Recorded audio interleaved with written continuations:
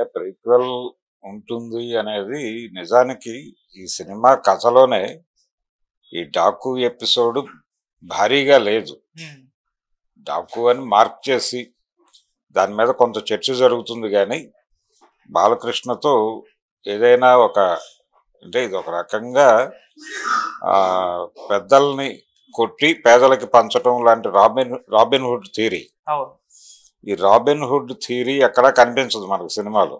ఇది స్ట్రైట్ అవే ఆయన తన పద్ధతిలో ప్రభుత్వం నుంచి ఒక బ్యూరోక్రాట్గా బయటకు వచ్చేసి ప్రజానాయకుడిగా దాన్ని డ్యామ్ సాధించుకోవటానికి ఏం చేయాలి అనేది ఈ కథ డాకు మహారాజ్. అయితే ఈయన వీళ్లతో యుద్ధం చేస్తాడు, ఒక విప్లవకారుడిగా చేస్తాడు. ఆ విప్లవకారుడిగా యుద్ధం చేయటం అనే దాన్ని ఈ డాకుతో లింక్ చేశారు అంతవరకే. కానీ అందుకే నేను అంది జస్టిఫై చేస్తూ 2-3 మనీ యాక్షన్స్ పెట్టుంటే బాగుండేది అని. మనీ యాక్షన్ అంటే దీనికి అవసరమైనటువంటి పెట్టుబడి కోసం ఏదైనా ఒక పెద్ద రాబరీ లాంటిది డిజైన్ చేసి 10 మంది మంచి కోసం చేసేది ఏదైనా తప్పు కాదు అన్న పద్ధతిలో ఆయన ప్రవచనం. ఎవరిది?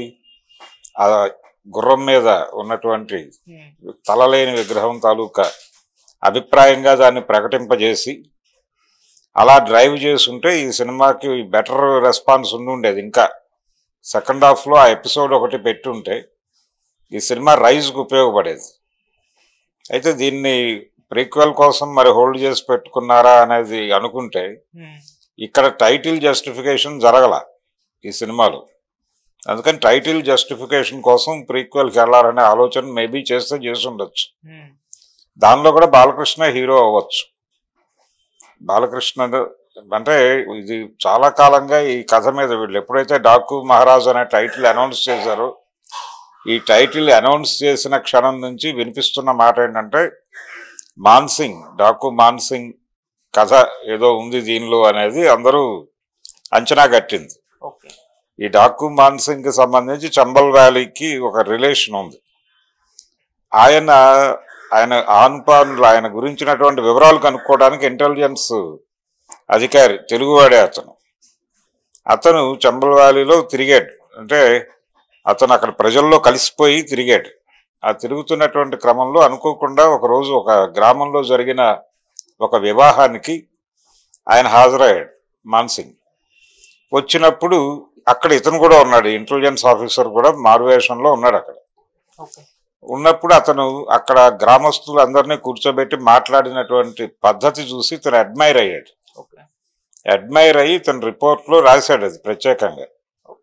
ఆ రాసింది ఏంటంటే ఇతని గురించి బయట రకరకాల కథనాలు ప్రచారంలో ఉన్నాయి, ఇతను దుర్మార్గుడు అది ఇది అని. ఇతన్ని గురించినటువంటి వివరాలు ట్రేస్ చేయడం కోసం మేమందరం ఇక్కడ తిరుగుతున్నాం. జనంతో అతను కలిసిపోయి ఉన్నాడు. కలిసిపోయి ఉండటం మాత్రమే కాదు, జనం కూడా అతని పట్ల చాలా ప్రభుత్వం మీద ఉన్న నమ్మకం కంటే కూడా అతని మీద ఉన్న నమ్మకం పెద్దది జనంలో. అంత నమ్మకాన్ని అతను ఎలా సంపాదించుకున్నాడు అంటే అతను వర్క్ చేస్తున్నాడు, అక్కడ జనం కోసం పని చేస్తున్నాడు. అలాగే అతను కూర్చోబెట్టి మాట్లాడిన పద్ధతి చాలా అద్భుతంగా ఉంది. ఆయన గ్రామాలని ఎలా అభివృద్ధి చేయాలి అనే దానికి సంబంధించి చాలా క్లియర్ విజన్తో మాట్లాడాడు అతను. ఇంత స్పష్టమైన అవగాహనతో మాట్లాడిన ప్రభుత్వ అధికారిని కూడా చూడలేదు నేను ఇప్పటిదాకా. పర్టికులర్గా గ్రాస్ రూట్ లెవెల్లో అక్కడ ఉన్నటువంటి సమస్యల మూలాలు ఏమిటి అనేది తెలిసి మాట్లాడాడు ఆయన అని తన నివేదికలో అతని గురించి చాలా అద్భుతమైనటువంటి డైరెక్షన్ ఇచ్చాడు. ఇలాంటి రకరకాల కథలు అతని పేరుతో ప్రచారంలో ఉన్నాయి. ఆల్రెడీ హిందీలో 2 సినిమాలు తీశారు అతని కథతో.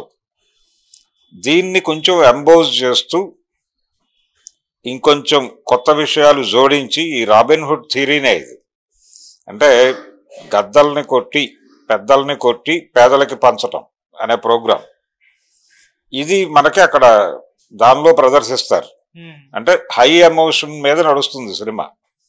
అంటే పేదల జీవితాలు ఎంత దారుణంగా ఉన్నాయి, వాళ్ళ పరిస్థితిలోకి నెట్టివేయబట్టడానికి కారణం ఏమిటి, ఎవరు వీళ్ళని ఇలా ఉంచేశారు అనే దగ్గర మొదలుపెట్టి అక్కడి నుంచి వీళ్ళ బాగు కోసం ఆయన చేసినటువంటి కార్యక్రమాలు, ఇప్పుడు చాలా ప్రాంతాల్లో ఈవెన్ నక్సలైట్ల గురించి కూడా ఇలాంటి అభిప్రాయాలు ఉన్నాయి ప్రపంచానికి. చాలా ప్రాంతాల్లో వీళ్ళు వేకేట్ చేసేసిన తర్వాత, అంటే ప్రభుత్వం ఎన్కౌంటర్లు చేసి నిర్బంధాన్ని ప్రయోగించి కొన్ని ప్రాంతాలను వేకేట్ చేయించింది. నల్లమలలో ముఖ్యంగా, నల్లమలలో వేకేట్ చేసిన తర్వాత కొంతమంది జర్నలిస్టులు వేకేట్ చేసిన తర్వాత, నక్సలైట్లు వేకేట్ చేసిన తర్వాత నల్లమల ఎలా ఉంది అనేది కథనాలు రాశారు. వెళ్ళినప్పుడు చాలా విషయాలు బయటకు వచ్చినాయి. ముఖ్యంగా కొన్ని ప్రాంతాల్లో ఈ కృష్ణానది మీద ఉండేటువంటి బల్లకట్లు ఇలాంటివి, వీటికి పాట నడుస్తుంది, ప్రభుత్వం వైపు నుంచి పాట ఉంటుంది. ఆ పాట ఎవరో ఊళ్ళో ఒక పెద్ద మనిషి పాడుకుని ఆ డబ్బులన్నీ తన అకౌంట్లో వేసుకునేవాడు.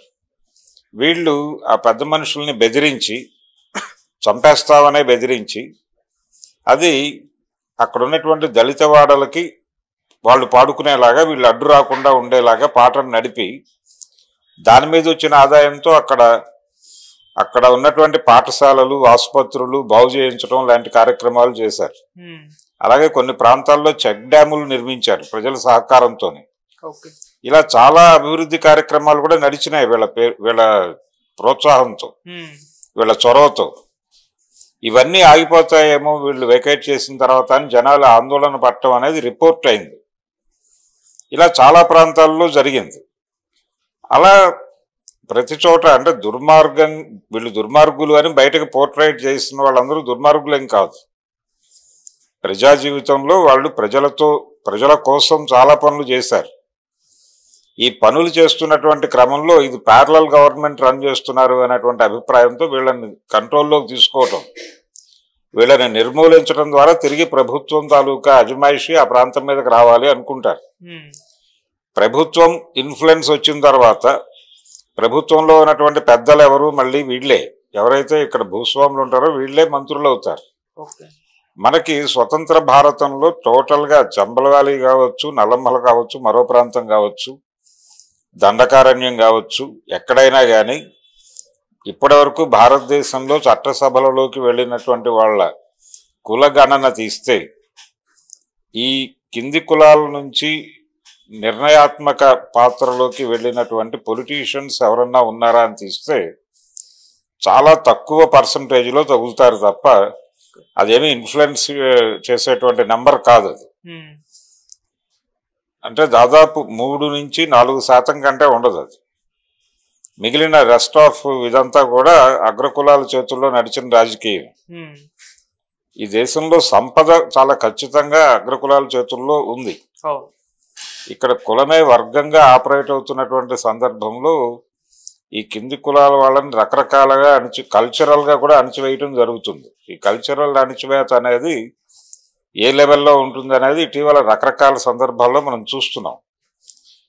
ఈ రకమైనటువంటి కండిషన్స్లో నుంచి అక్కడికక్కడ ఎవడో ఉద్భవిస్తాడు, పుట్టి ఆ జీవితాలని మార్చుకోవడం కోసం ఒక ప్రయత్నం జరుగుతుంది. అయితే మాన్సింగ్